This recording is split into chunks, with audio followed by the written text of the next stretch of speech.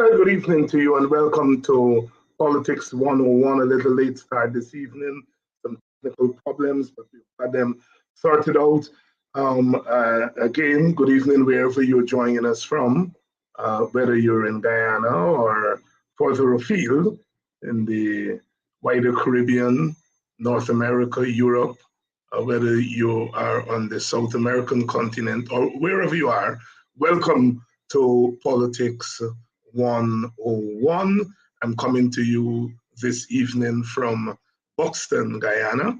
Um, and it's always good to be on native soil and to be doing your thing um, from, from, from this location. Again, welcome. Share the link. Tonight we are going to be talking about Guyana's oil wealth. And the question we pose tonight is, of course, Guyana's oil wealth belongs to all Guyanese. And people may say, well, isn't that obvious? Isn't it obvious that a country's wealth should belong to all its people? Yes, it ought to be obvious, but nowhere in the world is wealth divided evenly. Um, we're accustomed to the elites in societies um, monopolizing the wealth of that country. We look at North America, Europe, the North Atlantic, as we used to call them in the old days. The wealth in those countries are monopolized by the elites in the society. And that wealth could be economic wealth, it could be cultural wealth, it could be political wealth, because they're interrelated. And so we're accustomed to the dissonance. We're accustomed to the distance between the haves and the have-nots. Of course, as I like to argue, if you have an economic system that says that the way wealth should be determined is that people should go into something called a market and they fight each other in the market and who gets what, when, and how is determined by the motion of that market. And I like to say that if you assume that human beings are not created equally and therefore are not equal, then you will derive systems consistent with that philosophical view of the world. And if you start off from the opposite position, that human beings are created equal and therefore are entitled to equal access, equal opportunity to wealth, then you are going to construct systems consistent with that worldview. And if for some reason you find that inequalities develop in the society, you are going to put in place institutions and rules and laws to deal with that inequality. I'm arguing here that economic systems are not something that people sit down or wake up one morning and say, I want to be a capitalist, I want to be a socialist. Sometimes those words can fool us. It is, what is your view? Do you believe that all human beings are created equal? And if you believe that all human beings are created equal, you will struggle for economic systems that will divide commonwealth equally. If you don't believe that human beings are born equal, then you will construct systems, economic systems, to perpetuate that inequality. That is what we have to deal with in the world. So when I pose the question, whether Guyana's oil wealth belongs to all Guyanese, it's a fundamental question. It's a question that human beings have had to grapple with over time. You know, we lesser mortals, we hear things and we repeat them. I mean, one of the things we in Guyana have to deal with in the last, 2 weeks, 3 weeks, is to hear innocent people, normally intelligent people, say power sharing can't work. And a lot of these people are Black people who complain every day that the PPP PPP government and party are monopolizing all the wealth of the country.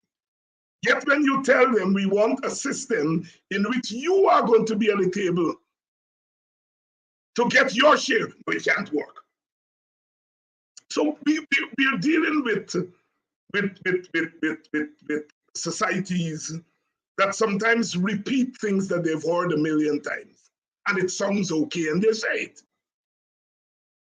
And part of what education, public education, has to do is ready to take people beyond those little statements, those cliches. And that's part of what we are trying to do here tonight. Ours, of course, is a class-based society, but above and beyond the class is the question of ethnicity. The manner in which our various groups have come to Guyana meant that Guyana is an ethno-racialized country. That is, policies and our views of the world are determined not just by our social class, as Karl Marx and the socialist theorists would have us believe. That is true. We do have class in Guyana. There's no doubt about that. They're the elites. And then there are the poorer classes, the working classes.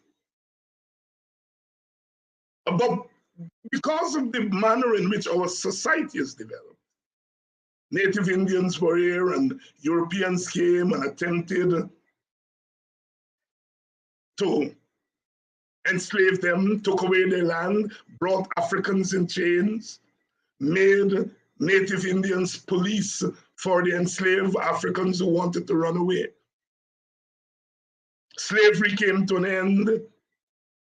East Indians and Chinese and Portuguese are brought in as reparations for the slave masters. They're told that Black people are lazy, they left the plantation and ran away. And they come in here. And I'm saying that the manner in which the ethnic groups came to Guyana meant that we have developed into a society of ethnic conflict at worst and suspicion at best. And we have tried, we have aspired to bring our ethnic groups together. One people, one nation, one destiny was our motto. It was our aspiration in 1966. And almost 60 years later, we are grappling to make that a reality. And in the middle of all of that, it's one thing to deal with ethnic conflict in conditions of poverty, because it means that the groups are competing for a very small pie. And we have been accustomed to that in Guyana. And so that is why sometimes it is easy to make the argument, the class argument, that working class East Indians and Africans and Amerindians have more in common than their ethnic divisions suggest. But now that has changed. We are talking about ethnicity in the midst of plenty, relatively so. Because of course we know that the oil well that has come to Guyana, the vast majority of it is going to go to foreigners. But whatever little is left is astronomically more than we ever had before. And it's one of the things that bother me about political discourse in Guyana. Those who are arguing for more for Guyana are giving the impression that nothing is coming to Guyana. And those who are arguing for more for Guyana tend to ignore that a lot is going to the foreigners. Because we we have our discourses against the backdrop of political party and ethnicity. We tend to argue one position or the other rather than to look at the convergence and the collision of all these factors. The truth of the matter is that the government in power was able to draw down 600 and something million dollars, US dollars, just like that. That's a lot of money. That is why we could have the kind of budget, $592 billion. Never before have we had such a big budget. So there is wealth for Guyana. Historically, our groups have fought over the little. Now that we're having more, logically we can expect the groups are going to compete for the more. And because we have never activated the culture of sharing at the level of politics, we've talked about it. From 1961, we've talked about sharing power. But if you listen to our population, the followers, East Indians are saying, we don't want it. Black people are saying, we don't want it and we don't know what it is.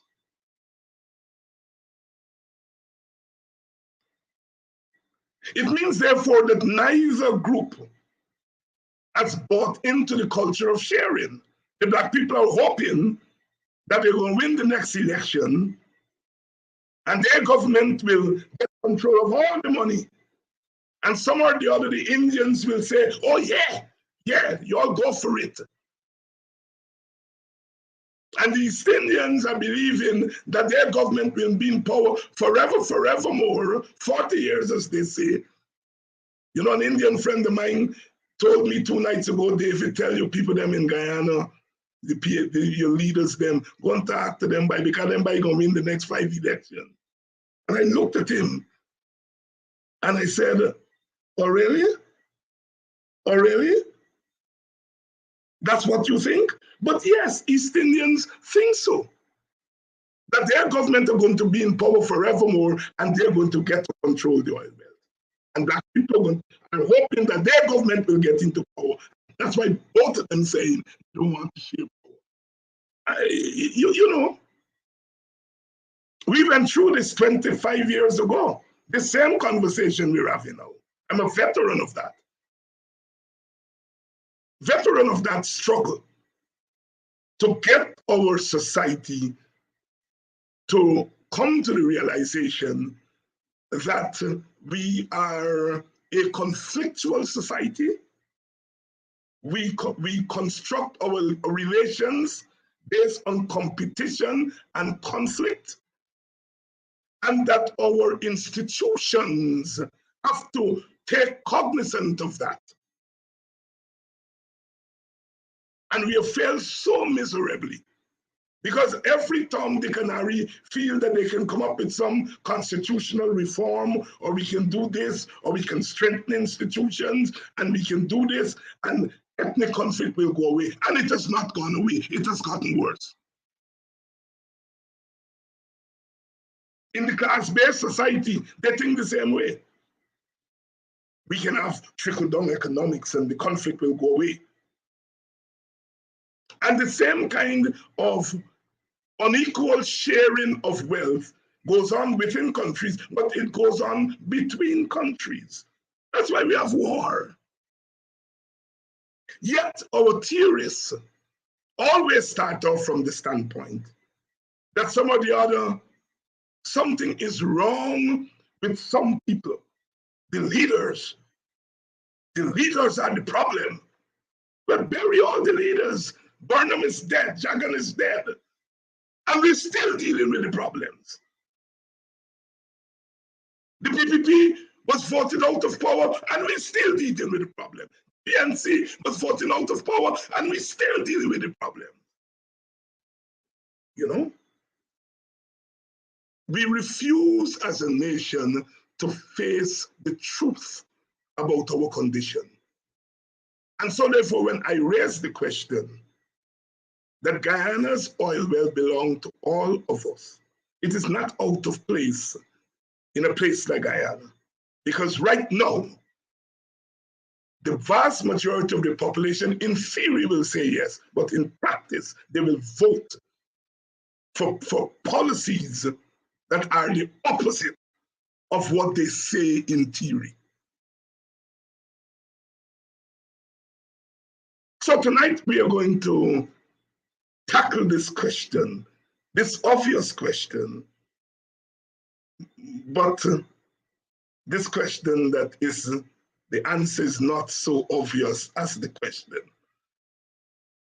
I've got Dr. Richard Van Westcharles, member of the People's National Congress, recent competitor for leadership of the PNC, and the part of the leadership of the party.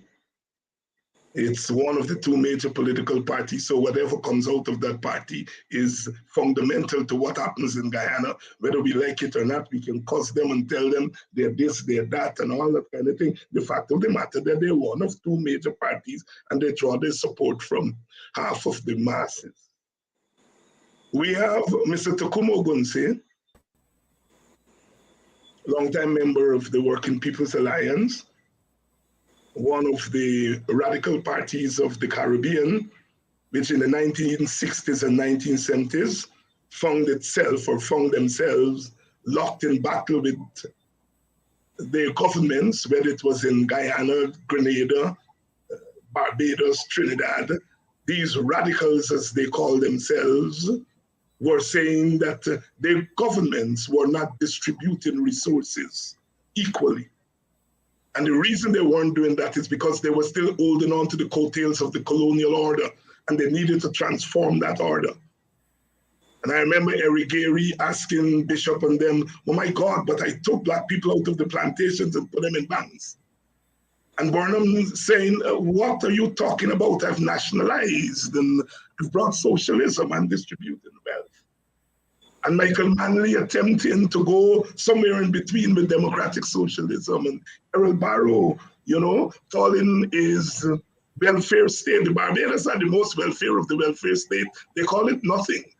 But it was the longest lasting welfare state in the English-speaking Caribbean. And when they attempted to dismantle it the other day, the people fought out the party that attempted to do it.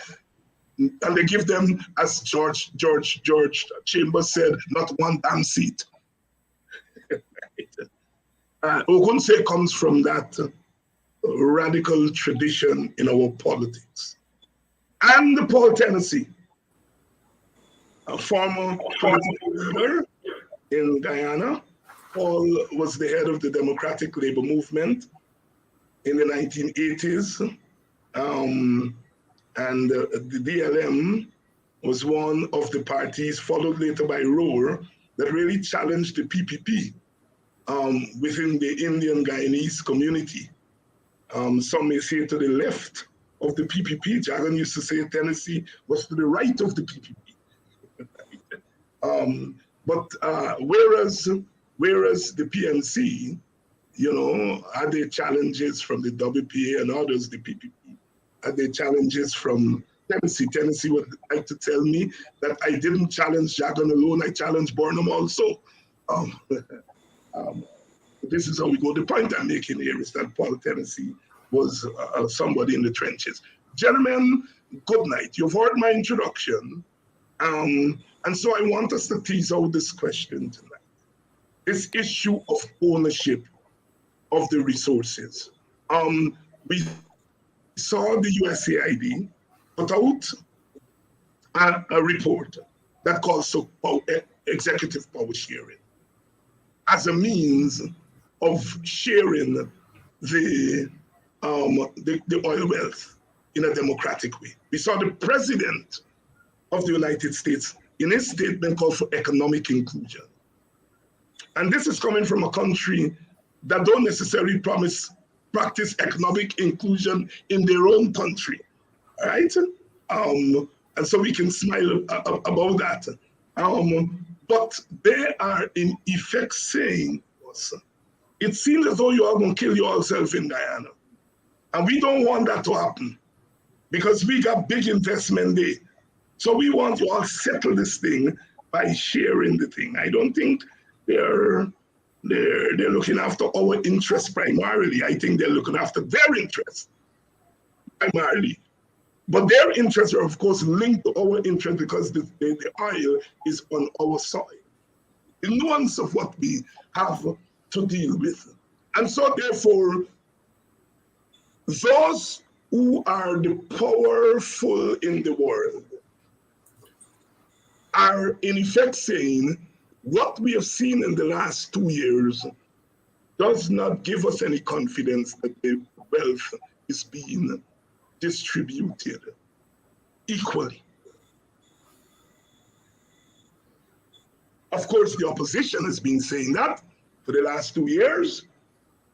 And of course, the supporters of the opposition and the supporters of the PPP and the PPP internally have been saying, no, we have been doing such a wonderful job of distributing the wealth. You see, we gave public servants 2% increase, and we gave the sugar workers we gave them 750,000. That's our version of equality and equitable distribution, right? And others are saying, but that's not equitable. So we have a problem. And that's where I'm taking off tonight. We have a problem with this oil wealth and how we are going to distribute it and how we're going to manage the distribution of it as possible. I may be wrong because I may be from the fringes of politics, and so what I say may not gel with reality. So I stand corrected. Richard Van Westchart, you're the elder here, I think. David. Hold on. Listen, I have to correct your introduction of me. No, or I will leave the program. You cannot do that. The way you introduced me was inaccurate, and let me correct it, and then you will move forward. I sat here and listened to you for 30 minutes expounding. So let me clarify. The DLM was an anti-dictatorial movement. Yes. We were multiracial, anti-racist, democratic. We had 13 candidates in Linden, as many in Linden as we had in Lusignan. The DLM contributed to founding the PCD that brought free and fair election to Guyana. I did not fight Jane, I presented an alternative to 3 Marxist-Leninist parties in Guyana, the PPP, the PNC, and the WPA. Yes, and if you listen to me, Paul, if you listen to me carefully, I said that is not No. Let's begin, Mr. Van Westchart. The DLM is long gone. Dr. Van Westchart, am I trying too hard to create a problem where there's no problem? No. Let me say to you that I think our developmental trajectory has not been confronted with the expectation of such massive wealth that will come to us. And while along the road we tinkered with shared governance, especially with respect to the relations between the PPP and the PNC, the amount of wealth that is now obvious to us has to have a different or a paradigmatic shift from how we consider not only Guyana's oil resources, but all of the resources in the country. Because we have to start off by realizing that although a lot of wealth will emerge from the exploitation of the oil resources, this oil wealth is a finite, the oil is a finite resource. And therefore, it calls upon us to look at sustainable development in a different manner and how we operationalize it. Clearly, our governance model over the years has contributed to many difficulties. And I believe if we are going to find a solution, we have to be more forward-thinking and provide the solutions and be clear when we talk about shared governance, what we're talking about. But let me just focus on the aspect of development. We have to look at the oil economy, and for sustainable development, the non-oil economy. The oil economy has to feed for the development of the non-oil economy and make it sustainable, not only for our present day generation, but for the future generations of Guyana. And that's why what we're talking about is very critical and important. So if we look at what has gone on, then we see that the model of governance has not served us very well in attaining distributive equity, because what is confronting us, or has been confronting us, is the articulation of the politics, race, economics, and power. Those are the variables that have created problems for us along the way. But with the present situation of the oil wealth, we can either make the shift to create wealth for all and have distributive equity in the system, or we end up with the curse of many of the other oil-rich nations around the globe. And that is where we are today, that we have to make that shift. And I think the USAID's report, which calls for shared governance, but it's not simply having representatives of political parties in a government. And we're going to get to that. Richard. We are dealing with a fundamental question that we have different ethnic groups in Guyana, and we have a crisis, certainly a perception of a crisis of how the wealth is distributed. We're going to get other programs on how power sharing works. Just let me make it. Tonight is not power sharing. The issue here tonight is whether the different ethnic groups feel that the resources coming from oil, that the mechanisms that we have in place are geared to fairly distributing that wealth. That's what we're trying to answer tonight, not power sharing. I'll bring you back for a power sharing show. But what we're talking about is this feeling among the groups, feeling among the group that your party, the majority of its support come from, that it does not have anybody at the table that is helping to distribute that resources. And so they feel left out. Hello? The internet either on your side or my side was breaking up. So I didn't hear you very well. You didn't hear me there. All right. Paul Tennessee, let me bring you in. Well, first of all, I'd like to place this in context. My view is that all the wealth of Guyana and the country of Guyana belongs to the people of Guyana. Before 1966, there was not a nation state called Guyana. That is a creation of the people who experienced conquest, slavery, indentureship, and 20th century colonialism. Guyana belongs to all Guyanese. Guyana today is the third poorest country in the Western Hemisphere. And we have had 56 years of governance from the WPA, the PNC, the PPP, the AFC, my friend Keith Scott political party, Sharma Party, United Force. And this is their record.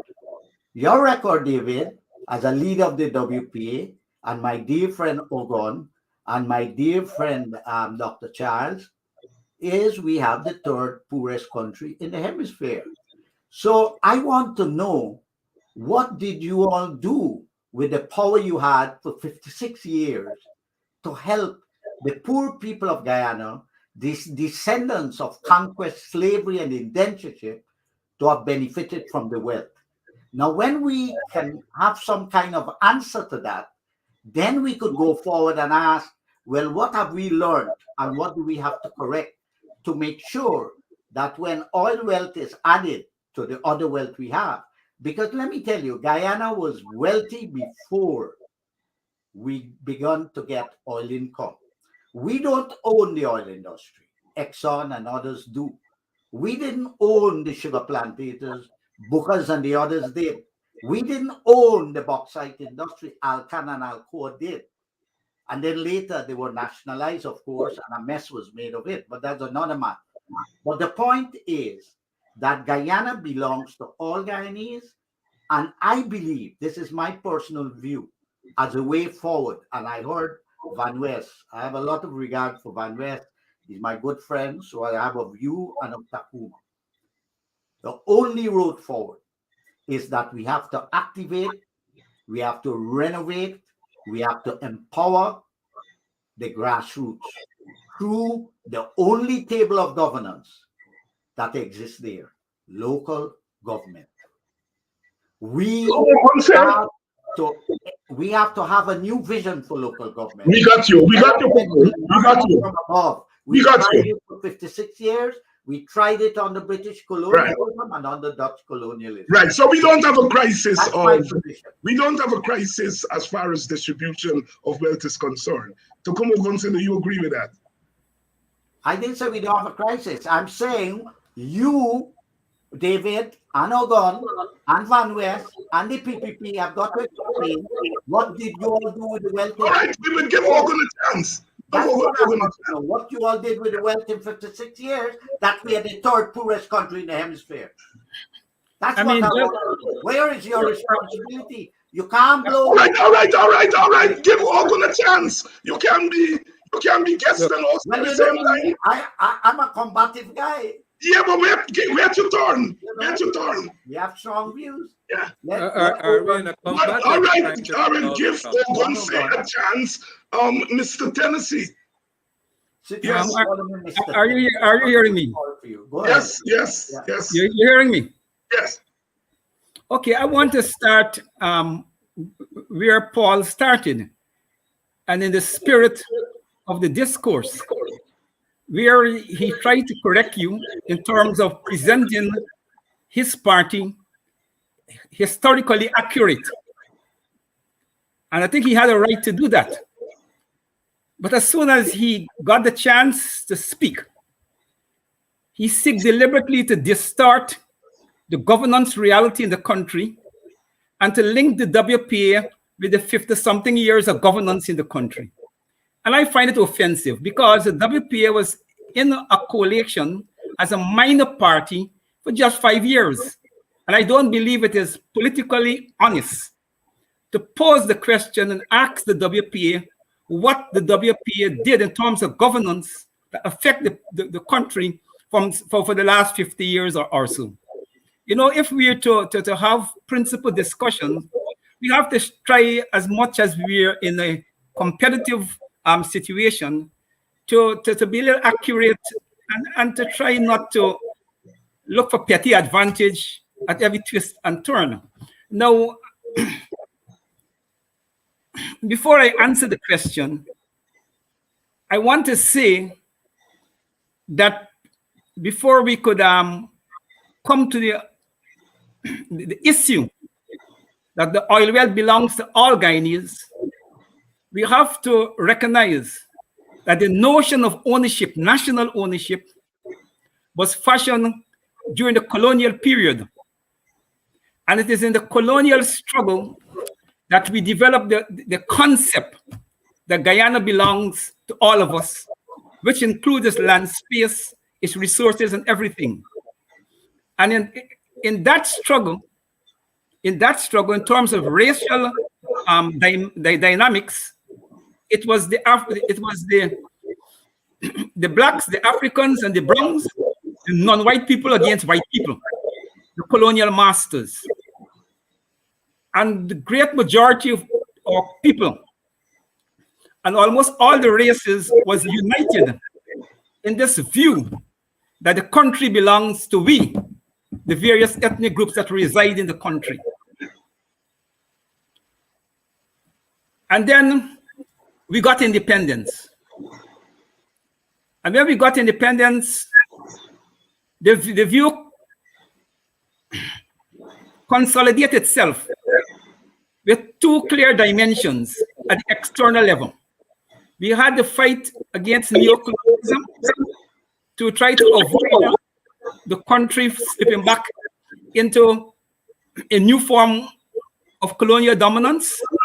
And then we had the aggressive claim to the territory by Venezuela. And on both scores, I will argue that there were tremendous unity in the country against both of those external factors. But then we had the internal dynamics of the equation. And it is there, I think, we have not done justice to ourselves as a people who have experienced slavery and colonialism, who have experienced slavery, indentureship, and conquest. It is trying to give meaning to that notion that Guyana belongs to all of its people when it comes to the internal dynamics, and to give serious meaning to that. There's where we fell short. And we failed to recognize in the evolution of the discourse in Guyana, the structural developments that was fashioned out of the colonial experience. And we reach a point where all the ethnic groups would like to keep the advantages that they gained in the colonial period. Okay, all of them want to keep the advantages where they have advantages. And they haven't developed a sense, okay, that we have to reconstitute the colonial reality if we're to give serious meaning to nationalhood. And it's in this context that we have the oil.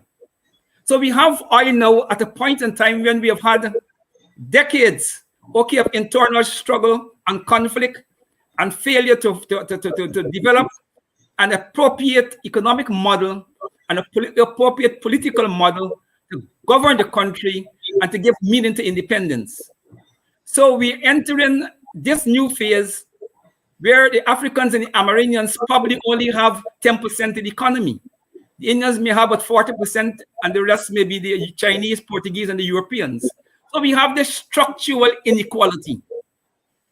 And we are now, we have this vast, okay, possibility of wealth in the country due to oil, which have magnified the crisis. Because what is facing each ethnic groups? For the Africans, what is facing us is the possibility of economic domination if we continue on an economic arrangement based on capitalists and the market forces.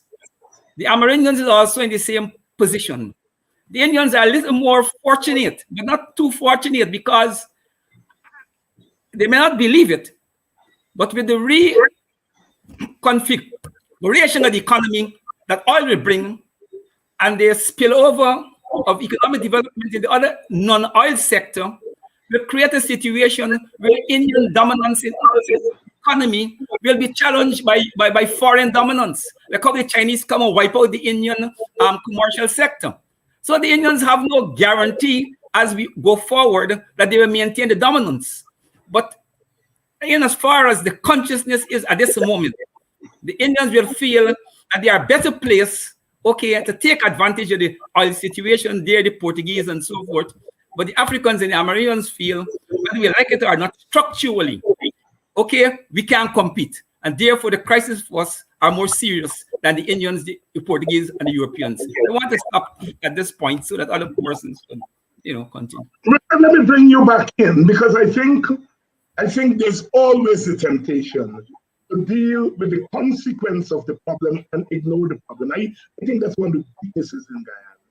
I think we sometimes when we hear one people, one nation, one destiny, it's an aspiration, but we treat it as though it is a truism rather than an aspiration. Yeah. Yes, Richard. Do you think that we need to settle at the level of our ethnic groups a sense of what we are facing? When they talk about Dutch disease, I don't think they talk about Guyana. David. Yeah. If I may. Yes, you may.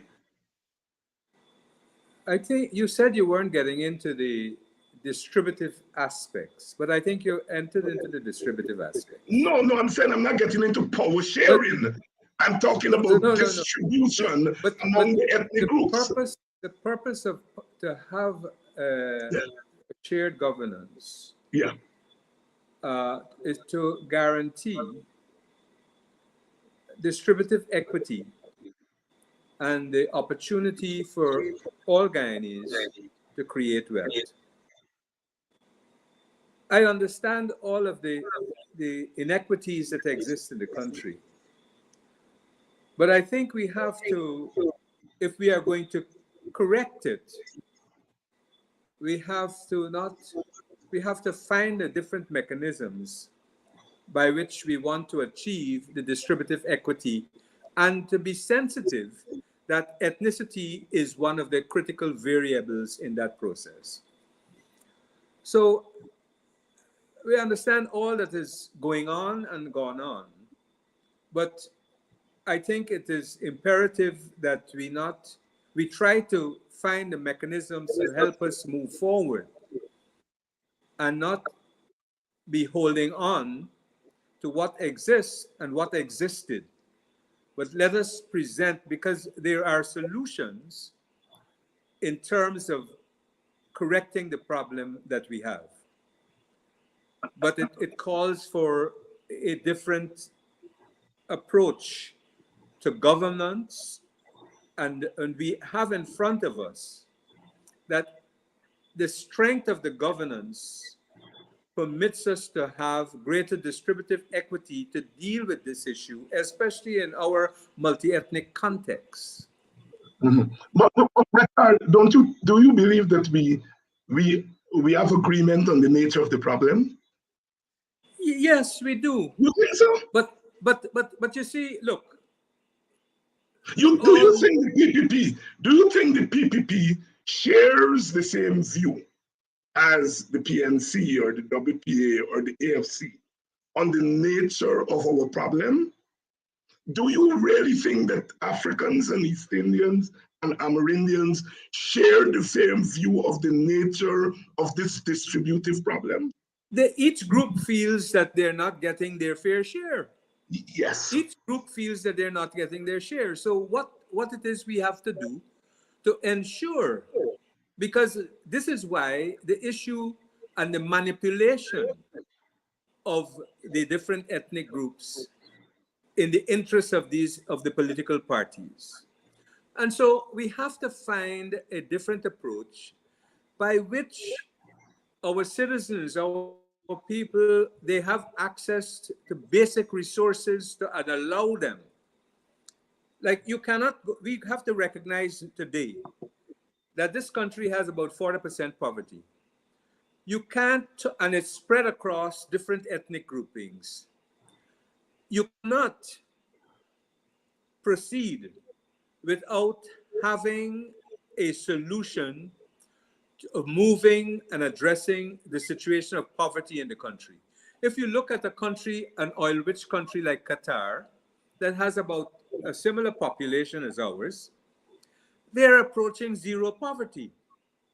But it has a mechanism to approach. You can't remove poverty by informal mechanisms, because there must be measurement of what we have to do. Yeah, but does Qatar have the history of ethnic hostility as Guyana? No, but what I'm Right, saying, and that is what I'm trying to what get I'm saying us to you, to David, say that what I'm saying to you yeah, is that we have to be able to take that into consideration and to be able to identify where each ethnic group is. This country, we made a mistake to my mind. First, when we say one people, one nation, one destiny, it doesn't come out of an air. It has to have a map to get there, first of all. yes, Secondly, as a multi-ethnic country, we should have been collecting data based on ethnicity from a long time. right, Because unless we collect the data based on ethnicity, we are unable to clearly, in an evidence-based manner, say where the inequities are. And so that is important in terms of being able to identify which ethnic group is falling behind in different aspects of the quality of life indicators that we have to agree on. right, You know, I see things like, and this is why how this money from the oil will be spent requires different mechanisms. We cannot, for example, go forward with a simple majority in the parliament to oversee programmatic direction with resources from the oil. It has to be a constitutional change that requires a 65, 70% agreement in our parliament on the programmatic direction that we have to go, or else you're going to have the dominance of each government that is there. and that is precisely my point, Richard. You put it there very nicely. Do you believe that all the parties are on the same page, that that is what we need to do? No, all right. Well, let me say to you, I am not. I believe that all of the political leaders, but not by the political leaders by themselves. We have a society, and we have to have the people. The problem with us in the country is that the political leaders do what they want because we have in general an uninformed population. And when you come to democracy, one of the hallmarks of democracy is how our people are informed. You take our two main political parties. The people that support them, in essence, are not informed about everything. You talk about oil and gas that we're talking about now, and you took a poll among the members of the PPP and the members of the PNCR. They haven't got a sense as to what this industry means for us, what has got to be. When we're talking about the Sovereign Wealth Fund or the Natural Resource Fund, they don't have the details because we have not taken the time to inform of our people so that they can be part of the dialogue and push the political parties in the direction that they should go. And this is a main issue with us. Our people are not involved in the process, and we have a paternalistic political system making decisions on behalf of people without our people being informed and telling our politicians where they want to go. That is the problem we have. Well, Paul Tennessee, let me bring you in here because Dr. Van Westchilds is raising a very important point. He's saying that, look, our population is not usually informed. Last night on my show, I think Professor Henry Jeffrey said, to the extent that the population are informed or uninformed, is that they get their information from the party, right? And I think we may be hitting at the same thing from different angles. But let me take you back to the fundamental question, Paul, and that is that all countries, especially formerly colonial countries, colonized countries, when they hit oil, they have a problem. Whether they are monolithic societies or whether they are multi-ethnic societies, they have a problem. And they've come up with this notion of the Dutch disease. And I think the premise of the program here tonight is that countries like Guyana have a particular kind of problem because you are now bringing this wealth that they never had before and you're placing it on an ethnic firestorm that has been brewing, sometimes hot, sometimes cold. That makes Guyana a particular problem, and it needs a particular discourse that may be different from Qatar or Ghana or one of those racially, ethnically monolithic societies. What Tennessee? Ghana is not racially monolithic. Yes, it is racially monolithic. It is ethnically. Number one. Number two, I would like hold on. Ghana. David, you want me to stay in the program or you want me to go? Are you going to allow me to say something? You're dominating the thing and you're not allowing other people. You're preaching, brother. Please have some discipline. Please have some discipline. You're preaching. You're not having a discussion.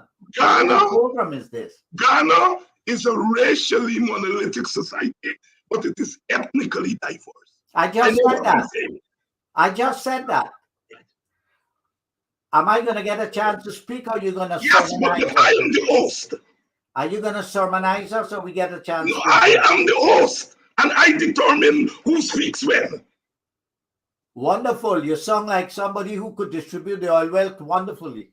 Yeah. Go ahead. We should get your chance. First of all, I'd like to endorse the enlightened and rational position of Dr. Van West Charles. And secondly, Ogun, you're my friend. I agree with you. You can only account for 5 years of being in governance. You can't account for the 56 years. Now, having said that, I would like to say that my vision about how the oil wealth can benefit all people is a vision for local government, which goes across race lines, grassroots. It is not true when we paint the brush, we say Indians. What do you mean by that? I did a study for ActionAid International in 2005 on the causes of poverty in Guyana. The majority of the poor people live in the rural areas and the hinterland. And the majority of the people in the rural areas are Indo-Guyanese. Not all Indo-Guyanese are rich. They have the highest rate of suicide among the youth, the Indo-Guyanese. They have a lot of problems. There are a few Indo-Guyanese who have wealth, but not all. Guyana is the third poorest country in the Western Hemisphere. It means I agree with Dr. Van West Charles. We have to have statistics. If not, we're going to stereotype and we're going to use a broad brush and we are going to make incorrect analysis and make incorrect prescriptions. So he made a number of points that are very good. And I'm glad he's in the leadership of the PNC because he speaks about constitutional change. He speaks about across the ethnic groups. And what you are developing, David, it seems to me it's in your mind. It's not what reflects in Guyana. All right. That's not the question. Let me move on. We've had enough. Let's move on to Mr. Ogunse. And I don't think Dr. Van West Charles is talking about statistics. He's talking about ethnic impact, which are two different things. Ogunse, please come in. This Paul is coming to make trouble tonight. That's why I think Paul is being himself. Paul is being his natural self. He's combative. I like. Let's know who I am. Let's have a good discussion. David is not going, man. He's going down. Okay, right. Paul. Let's have a good discussion. Okay, I mean, I don't agree or subscribe to the view that Guyana doesn't have a serious racial problem in which the entire population of all the major races, the two major races, partake consciously in that racial competition, which is reflected in the political and economic contest. You can't have a country for 50 years or so voting basically the way we vote, and then you exclude the people and say, look, they unconsciously understand, this race thing, when they tell you to your face that this is a racial contest. So I don't think we should try to excuse our population participation consciously behind their race-based parties, in support of how the parties define the reality. Now, I believe if you can't define a problem correctly, then you're not going to solve the problem. If we begin from the position that, look, if we renovate local governance, which I agree will put more political power in the hands of the population, but if the state, if at the central level, okay, the government dominates the distribution of resources, then the exercise at the local government level would be pointless. But more important, if you don't start by recognizing historical structural problems, I mean, these problems don't come by accident. It is not the Indians who structure the Guyanese. It's not the Amerindians who structure Guyana. It's not the Africans who structure Guyana. The Guyana economic structure was structured by the colonialist white people, okay, based upon the doctrine of divide and rule in order to maintain their dominance. And I don't think one has to be any great scholar of history and politics to understand that. And then if that is the reality, then your national politics, if it is to be meaningful, it must seek consciously and deliberately and begin to educate our population on these structural problems that we inherit from the colonial period, and to seek to develop methods to renovate the situation very consciously, that we're trying to reduce the historical inefficiencies that we inherit and stop playing games. You see, what the Europeans have done to us, okay, because all our leaders are, have been trained in Europe and the white world. We are being dominated by European cultures, European values, Eurocentric, worldviews, and so. And we have not bring an indigenous worldview to these matters.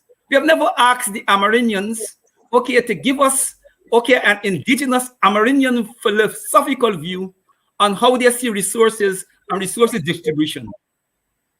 We know the Africans were stripped from historical memory. We haven't encouraged them to, to introduce into the discourse an African, Afrocentric conception of it, and the same thing to Indians. We try to tell everybody must behave like white people, have a white conception of politics, economics, and state. And then, once you all do that, everything going to work well. It worked well for the white people. That's why they dominate us from slavery to now. And they're calling all the shots. And we are in no better position than we were many years ago. And I'm saying all start by identifying the problem. And if we identify the problem, for instance, if we were at a point where our government says, look, we recognize historical injustice that was created by the colonial state, and oil give us a chance to correct those deficiencies that King Sugar introduced into the political and social equation, and we have a commitment, a conscious commitment to do that, I think we will be in a better place to begin to deal with the matter. But for the government to be silent and to proceed with economic arrangements based upon the previous behavior, and to tell the country that everything will work out. We had 60 years and we see it haven't worked out. And it's there where I probably maybe differ from my colleagues. I think we all want a solution, but I think that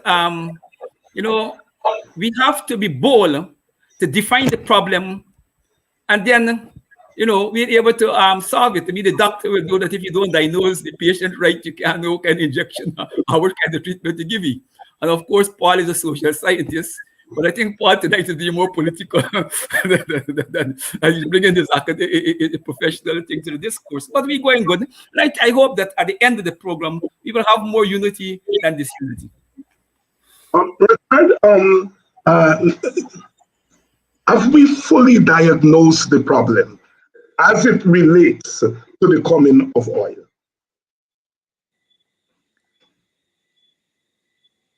David, if I may. Yeah. You have commonalities among all ethnic groups in terms of problems of quality of life. But the issue in terms of those commonalities are distributive issues. And hence, the political overlay on this distribution seems to be aligned with the political parties that are representative of quote-unquote ethnic groupings.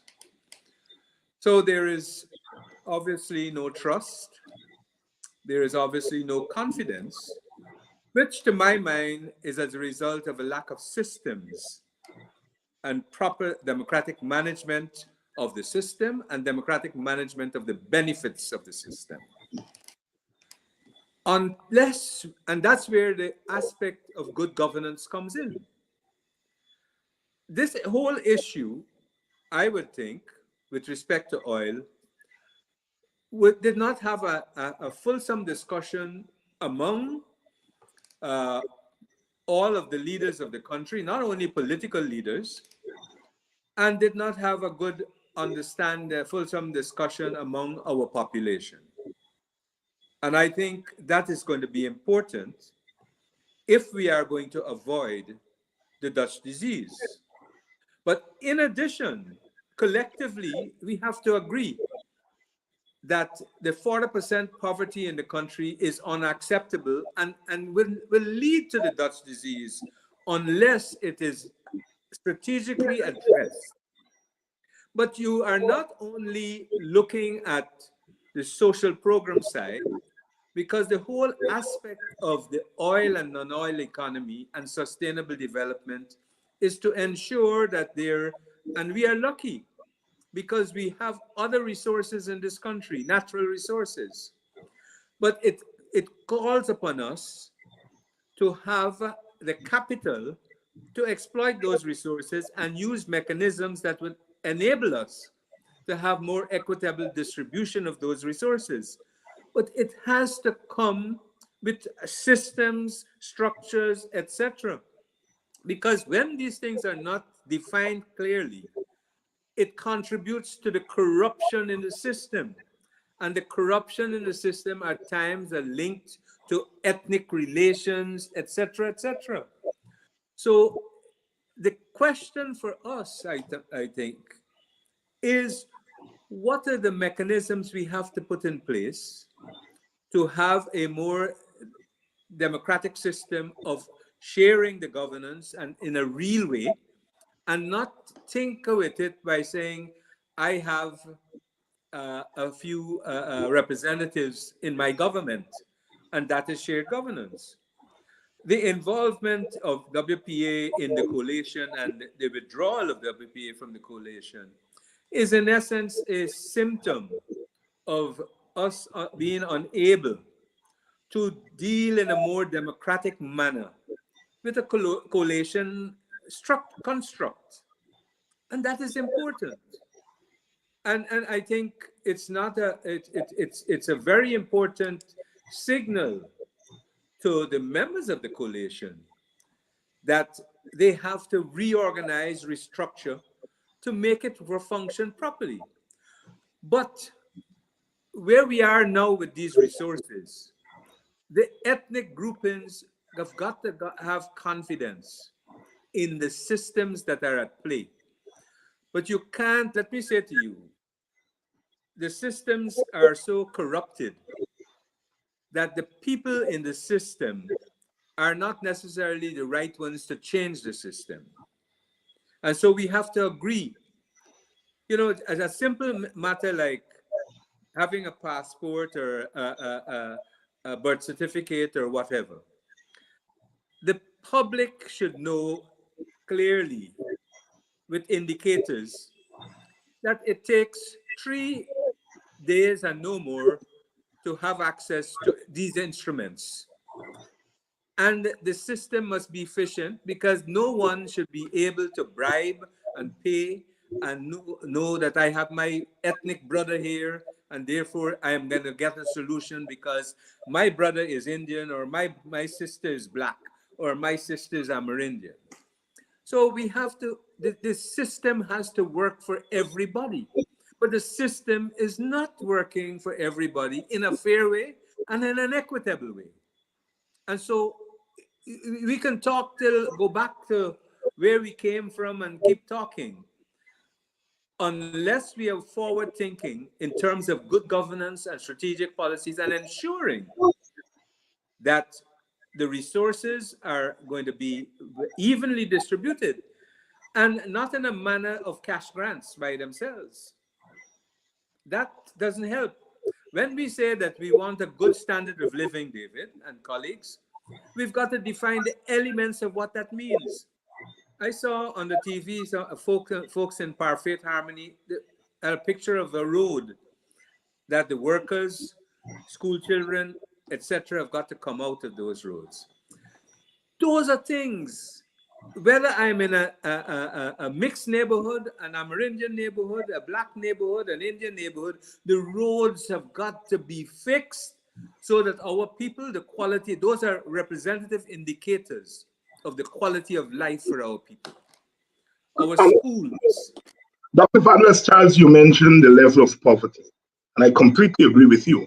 And if you were to look across the ethnic groups, you will find that that poverty is evenly distributed among Amerindians, who are perhaps the most impoverished. Of course, yes. Right? Africans and Indians. But do you think equally important is the wealth? So we talk about poverty.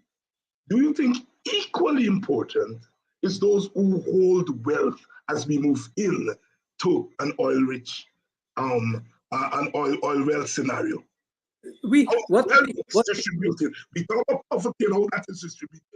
Do you think it's equally important for us to take into consideration how the wealth at the top is distributed, however small it is, as we move into an oil regime? Look, people who are already wealthy, you can't remove their wealth. What we have to look at is going forward that the wealth from the oil-rich resources finds its way that it allows us to invest in a way that our present generation uplifts and has a better quality of life, access to resources to create wealth, and to protect the future generations of this country because of the resources that we have. Which means that the Natural Resource Fund and how it is managed, etc., is important for the sustainable development of the country. But it has to be managed properly. Do you think that those with wealth have an advantage going into an oil-rich era? Of course they do. And if that wealth at the top there is distributed socially, of course it's the elite, but it's also not equally distributed. We agree that the poverty is almost equally distributed, but the wealth is not equally distributed, as Ogunse has pointed out to it. Do you think that then gives a particular group an advantage going into the oil? Yeah, but you're not going to. What you have to do is to allow the disadvantage to rise. Mm-hmm. But you cannot hit at the existing wealth of families, etc. Yeah. But what you have to ensure that they do not have an advantage in the system to create more wealth as a result of the bias against people who are in the lower round. So that's why these structures that we have to put in place have got to have measurement. You've got to got strict management, strict reporting. It cannot go any other way. And this is why in the oil industry, the extractive industry transparency initiative is critical for us, because we have to see where these resources are going, not only those nationals who have wealth, but the investors themselves. We have to see how those resources are going. But we are trying to focus on not the emerging and important issues, to my mind. Education has to be critical. so that the people who are poor, because you're hearing about the local content law, unless we are understanding clearly what investment is required to ensure that our people can participate in the economies. So part of this process with the local content is that we have to ensure that our people are prepared. Now, our people who are in poverty, unless there are programs directed to prepare them, to bring them out, there's a set of people that are illiterate. So you have to ensure Right. that We get they... Paul Tennessee in here. Paul, is Paul still with us? Yeah, well, I've been listening, giving me a chance to Yeah, but Paul, contribute. there's a Anyhow, question. Dr. Charles, Here's my question, Paul. I embrace. Can I make Paul, a here's my comment or not? question to Why am you. I here? Why am I here? Am I an audience in a church with a preacher preaching at the pulpit? Paul, I'm I about want to to direct a respond to what question to Dr. you. Charles has just said. I'm what about to Ogun has direct a said. question to you, Paul.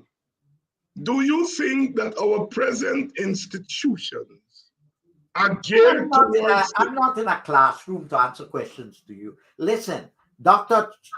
Charles just spoke. Ogun just spoke. I'd like to make a comment about that. Okay, go ahead. First of all, I embrace 95% of what the perspectives that Dr. Charles has presented.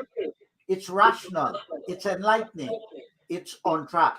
I also embrace Ogun's emphasis of the urgent requirement for structural transformation.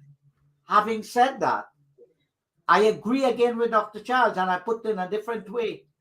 Guyanese know about sugar, they know about rice, they know about bauxite, they know about forest, they know about fishing. They don't know anything about oil. So we have to have a massive, urgent oil literacy program, top, bottom, top. A lot of the ministers don't know about oil.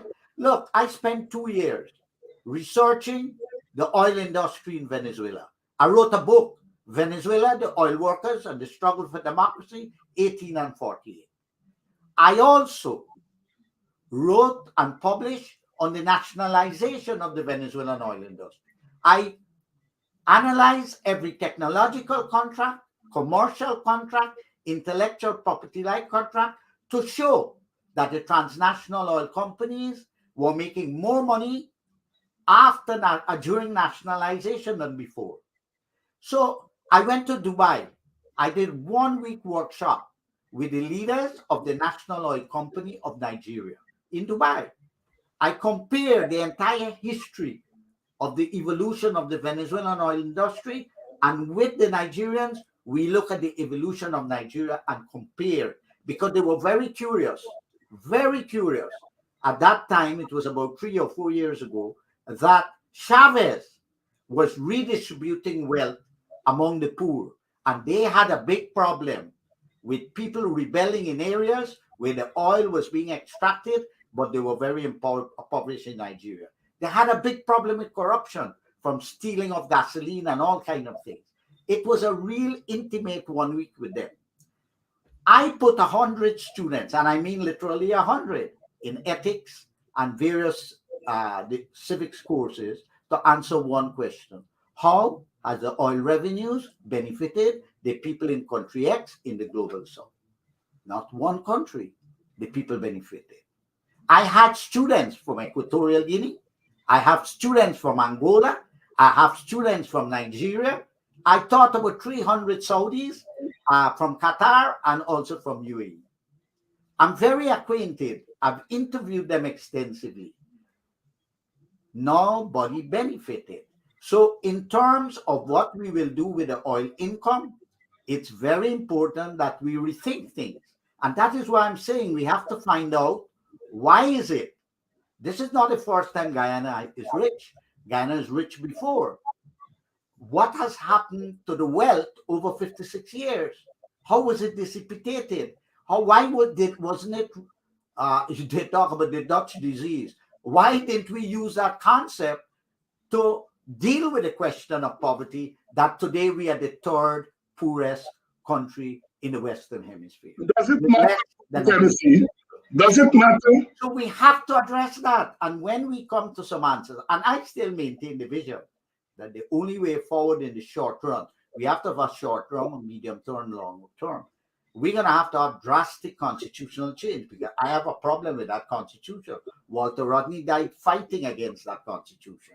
That constitution is an institutionalization of dictatorial rule, dictatorship, of elitism, etc., etc. People do not elect their representative. That's number one. So they have no way of saying to the people at the table of real governance how they want the money to be spent, how they could benefit from it. So I am saying we got to push on the one hand for constitutional I would say recall and replace the constitution. Number two, we have to have a new vision for local government, because it's the only place that I see where the grassroots people of all ethnic groups, including the Amerindians, can have a chance and a handle to be at least at a table of governance to demand. Listen, nobody is going to give poor Guyanese anything from that oil revenue.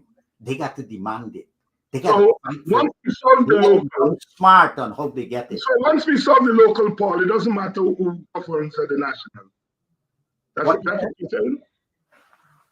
I didn't hear. hear. We solve the local problem. Once we solve local power, we don't have to worry about who governs at the national level.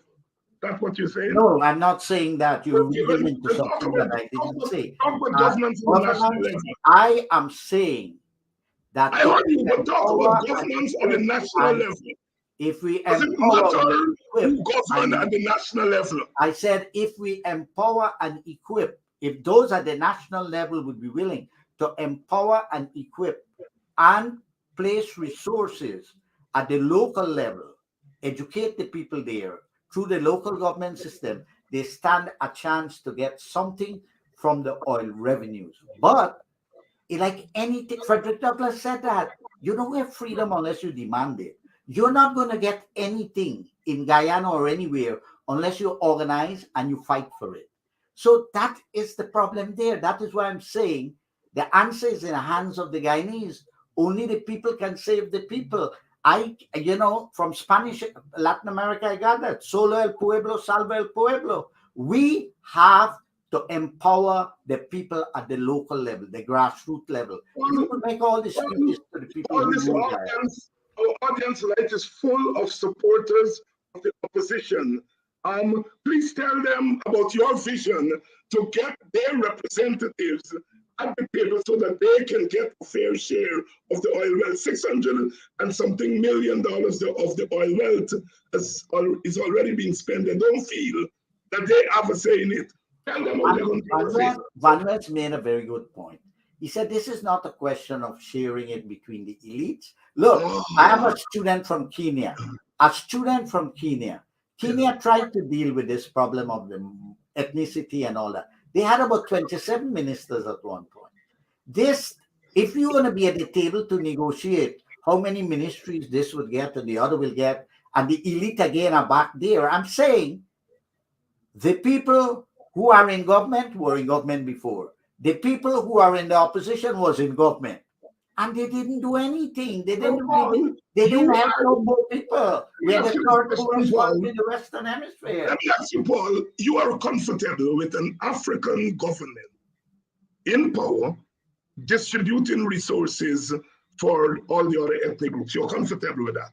There is no African or Indian government in Guyana. They are Guyanese. You're not answering the question.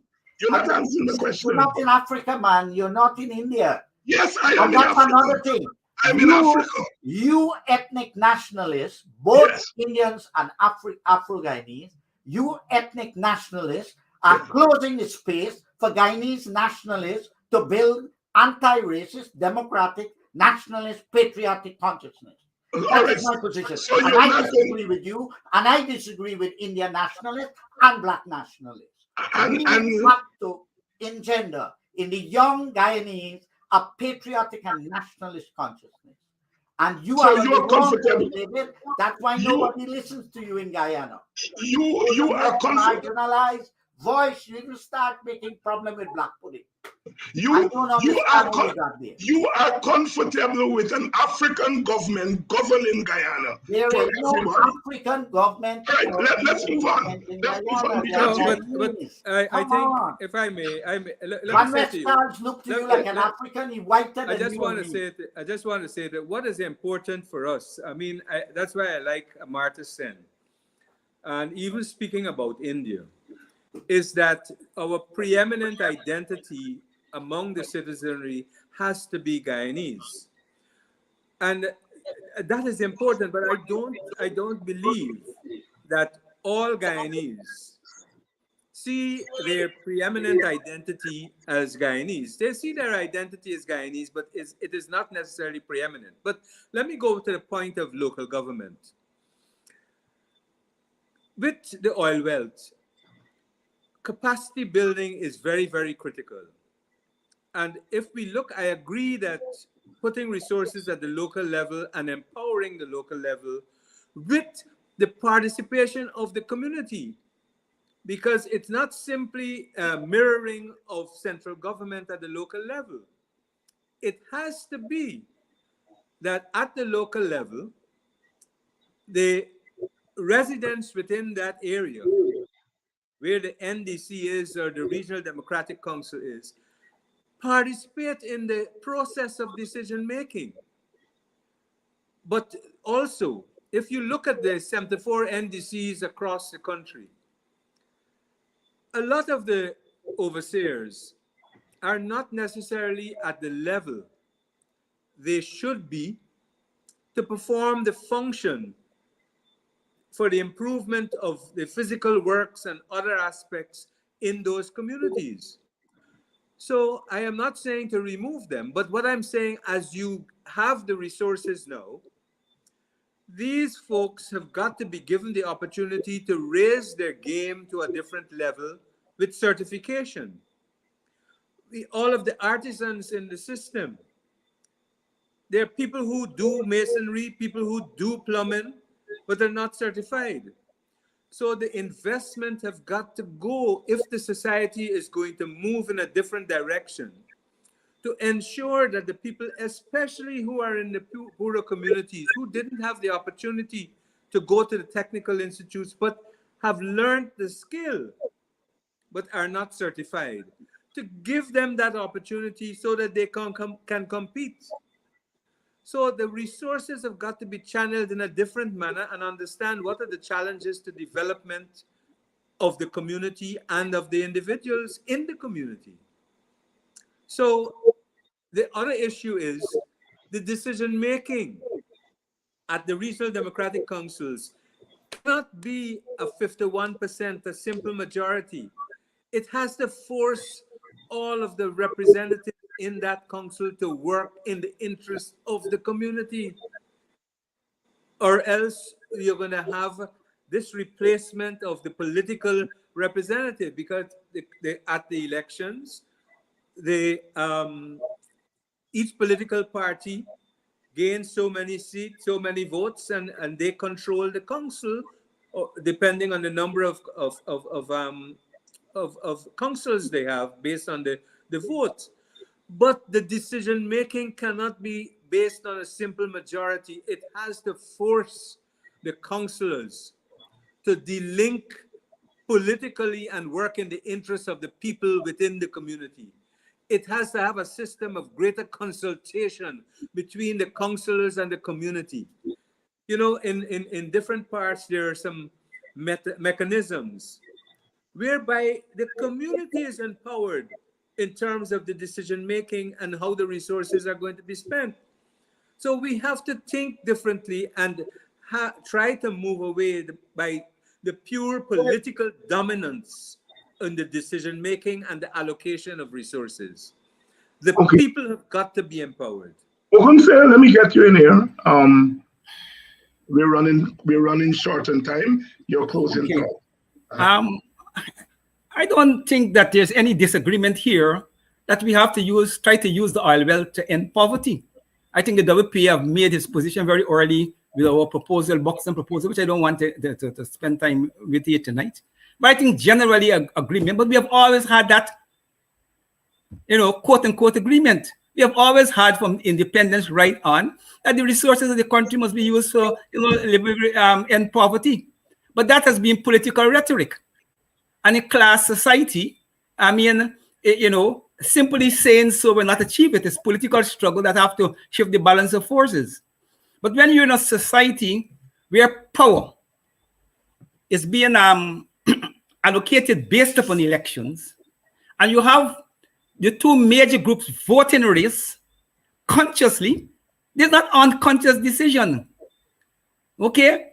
And they empower the leaders. Those leaders become the authentic representatives of the people. And Paul and me, who may got other ideas about Guyanese nationalism and so, are being voted out. The people speak. And the same people, as Paul said quite correctly, that the people got to transform the country. And I agree with you. We as WPA believe in that. But the people are speaking to us and telling me, look, we seem to be comfortable with this kind of this will take our system and then this historical problems. We seem to be comfortable. We trust we leaders, we trust we parties. So I'm saying that if we accept that, okay, simply say what Guyana should do or how we should reconstruct is a theoretical argument, because it's not going to take place unless you find a way of changing the thinking of those leaders who are empowered by the people. And to really get to a meaningful Guyanese nationalism, you have to have a truly workers' multi-ethnic revolution among the people to transform the political equation. And in the absence of that, then you have to deal with what we have. And we have to deal with it. Look, sometimes we see, and I really deliberately didn't want to spend, I deliberately did not spend much time on the oil itself. Because to me, if you don't understand the problem, we can't solve it. Let me use Cuba as an example. I don't think anybody would deny that in the Caribbean, the Cuban government, okay, on its commitment to socialism, must try to transform Cuba into a classless society, try to deal with the racial problems, inequality, I think in a more genuine way than any other place in the Caribbean. I am not asking whether we agree with the system, but I'm saying that if you, on the basis of the evidence, okay, that is a political space where a conscious decision by political leaders to transform a colonial inherited society that has the race and all kinds of things, in it, to something to build Cuban nationalism. And they succeed in building some of the Cuban nationalism. But today there's some reforms in Cuba, okay, which is now trying to take advantage of capitalist mechanism. And I haven't been to Cuba for a long time, but I could bet my last dollar the people who are benefiting from those reforms is white Cubans who have historical wealth in Miami and elsewhere. And whether the Cuban government like it or not, that is a political reality of structural situation in Cuba. And I use that to take us away from our internal conflicting and combative tests, to look at another Caribbean country where there was a genuine attempt to do certain things. And the logic of historical wealth is now emerging as a problem. So all I'm trying to say is that if we don't start by looking at the society objectively and see where is it that Indians historically got wealth from, where Portuguese historically get wealth from, where Africans historically get wealth from, okay, and how that wealth, okay, have helped to propel them. Now, for instance, because we run short on time, if, for example, in Jamaica, the record industry and the cultural industry at one point, I haven't looked at them recently, was the third contributor to the gross national product. They use music and bring a lot of foreign exchange. Everybody knows structurally in Guyana, rice and sugar is what propel Indian development. And we know what happened to African agriculture and so forth and so forth. But if, for instance, a government, whether it was from the PNC government or onwards, had said, look, Africans have an advantage that is not competitive with Indians in the cultural and artistic thing. Let me promote the thing like Jamaica, and bring foreign exchange into the African community. Okay, to counterbalance the foreign exchange that come into the Indian community through rice and sugar. So you deliberately seek to correct these things in a way that is more homogeneous and is non-competitive. And I'm saying, and I want to go to the point that Van West raised.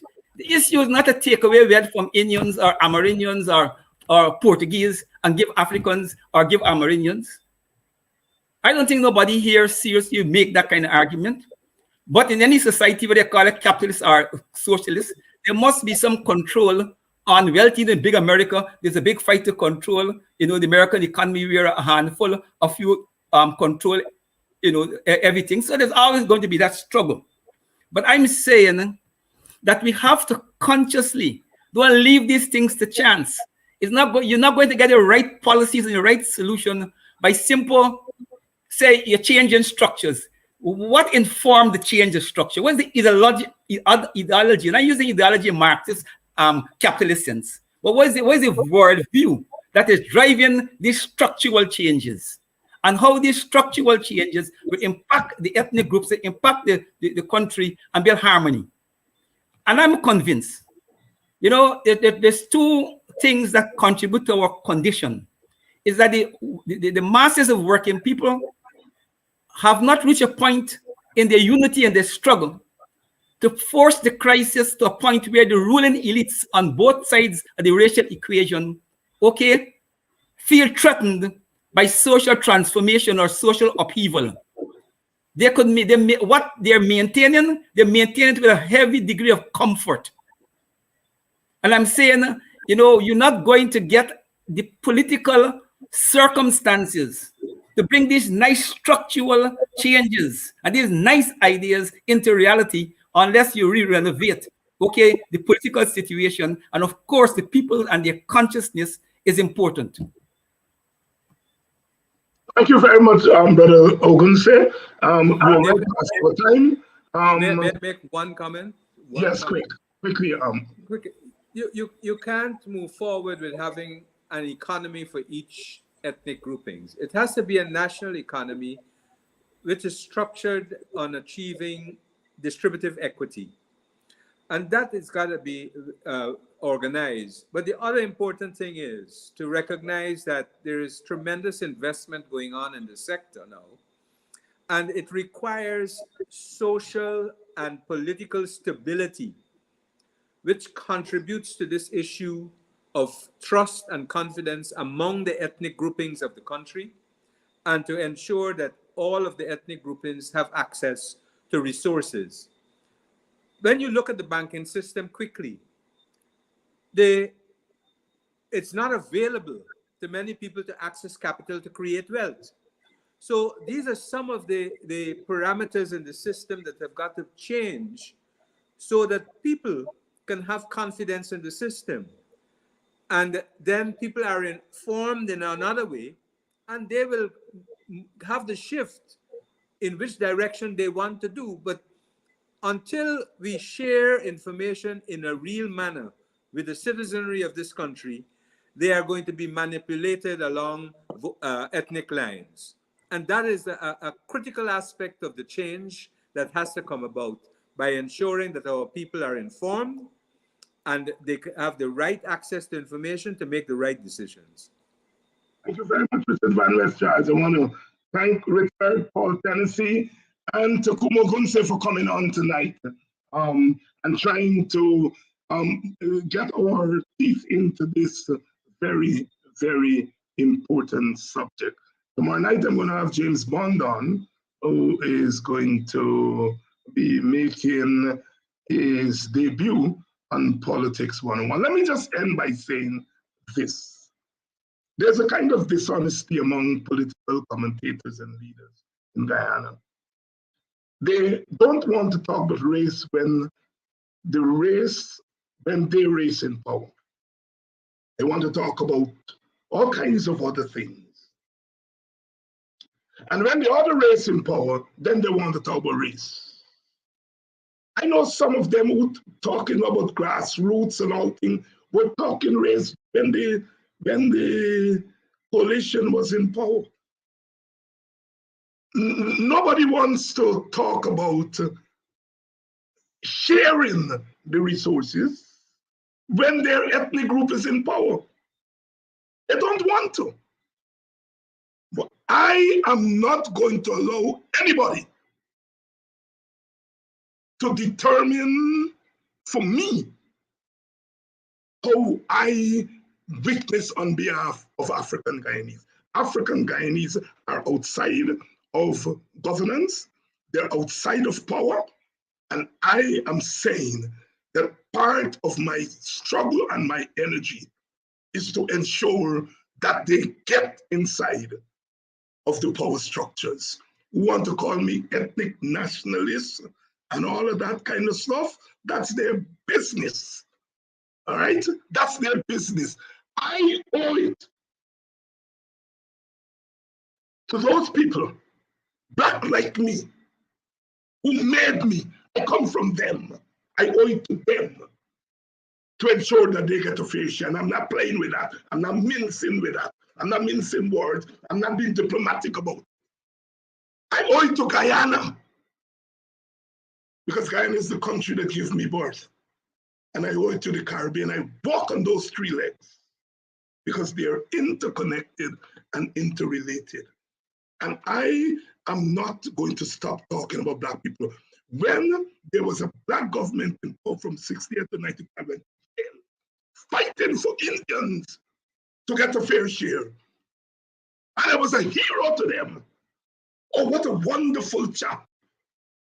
And now I'm fighting for black people because there's an Indian government in power. I'm a nationalist. They can kiss my ethnic.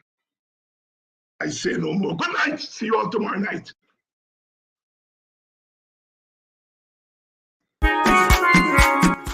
Please help keep Politics 101 on social media and broadcast television.